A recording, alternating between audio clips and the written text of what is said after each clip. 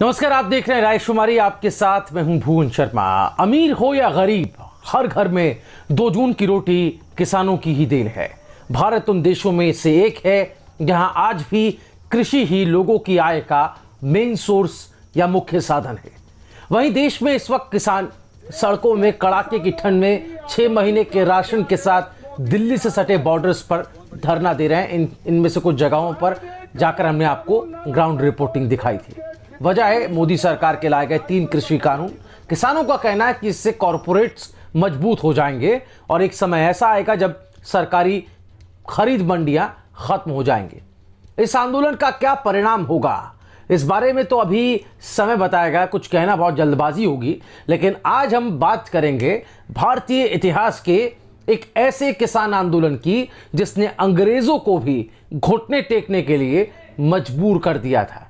जी हां, और सहयोग देखिए कि किसान आंदोलन एक ऐसे शख्स से जुड़ा जिसे हर भारतीय लौह पुरुष के नाम से जानता है। नाम है सरदार वल्लभ भाई पटेल। और वो सहयोग ऐसा है कि आज ही के दिन मुंबई में सरदार पटेल का देहांत हुआ था।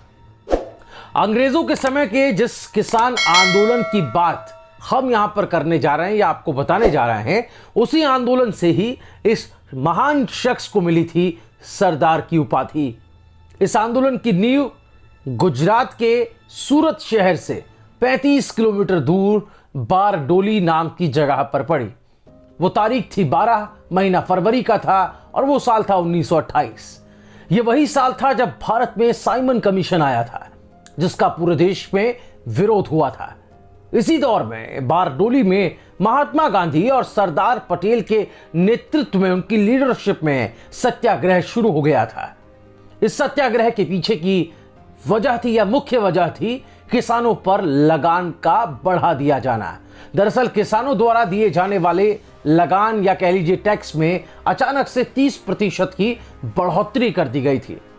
यह फैसला एक कलेक्टर की सिफारिश के आधार पर लिया गया था, जिसने लगान बढ़ाने के पीछे जो तर्क दिया, जो लॉजिक दिया, वो ये दिया कि ताप्ती नदी घाटी में रेलवे लाइन बिछ जाने के बाद से यहां के किसान ज्यादा समृद्ध हो गए हैं, पैसे वाले हो गए। जबकि जमीनी हकीकत कलेक्टर के इस मूल्यांकन या एनालिसिस से बिल्कुल अलग थी, डिफरेंट थी।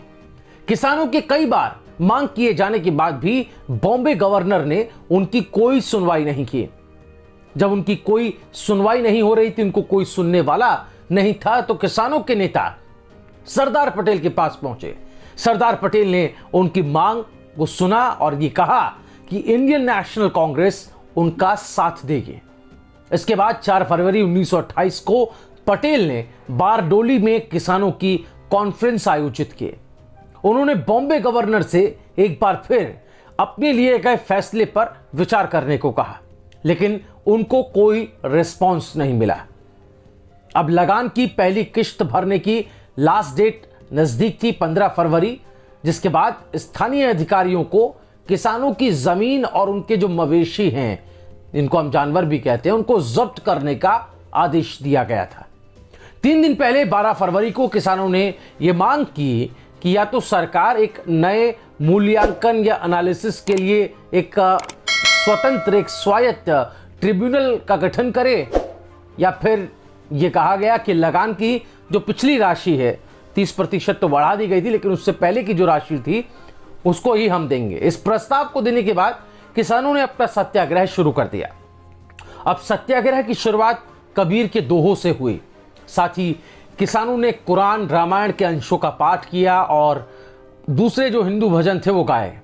प्रभु और खुदा के नाम पर लोगों द्वारा शपथ ली गई।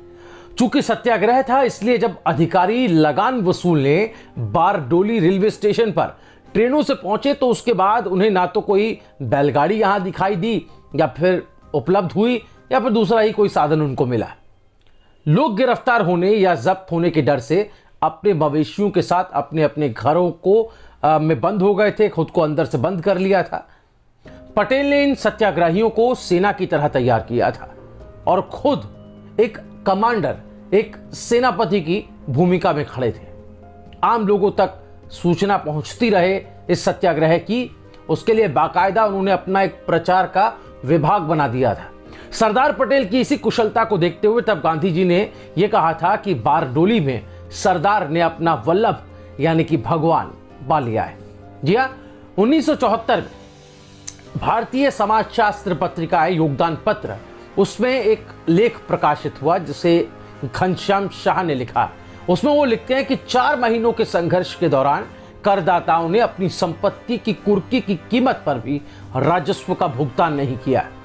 उन्होंने सरकारी अधिकारियों का बहिष्कार किया और खेतों से अनुपस्थित रहे और एक साथ अपने घरों को बंद कर दिया। जून 1928 के आते आते सरकार को इन सत्याग्रहियों का दबाव महसूस होने लगा।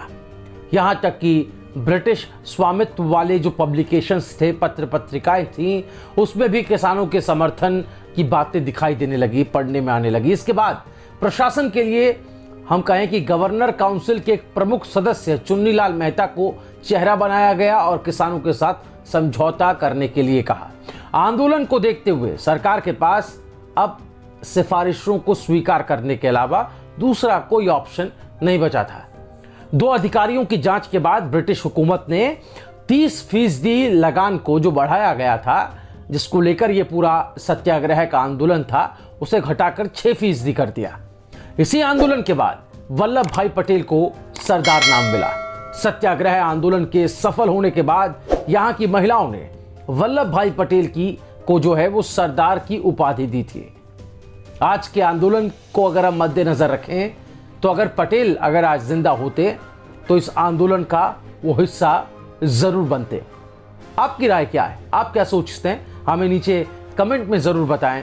आपको वीडियो पसंद आया हो तो इसे लाइक करें और दूसरों तक इस जानकारी को पहुंचाने के लिए फेसबुक और व्हाट्सएप के माध्यम से आप इसे शेयर ज़रूर करें। बाकी आप किस तरह के कंटेंट को देखना पसंद करते हैं, किन मुद्दों और टॉपिक्स पर आपके लिए हम वीडियो बना सकते हैं या हमें बनानी चाहिए, इसको लेकर अगर कोई सुझाव है तो वो भी कमेंट में लिखकर हमें ज़रूर बताएं। बाकी हर बार की तरह यही अपील है आपसे कि अगर अभी तक आपने रायशुमारी हमारे इस चैनल को सब्सक्राइब नहीं किया, हमारे साथ आप नहीं जुड़े हैं, तो सब्सक्राइब कर लें, पास ही लगे बेल आइकन के बटन को भी दबा दें ताकि अगली वीडियो की जानकारी नोटिफिकेशन के माध्यम से आपको मिल सके। चलिए फिर मुलाकात होगी बहुत जल्द अगली वीडियो में।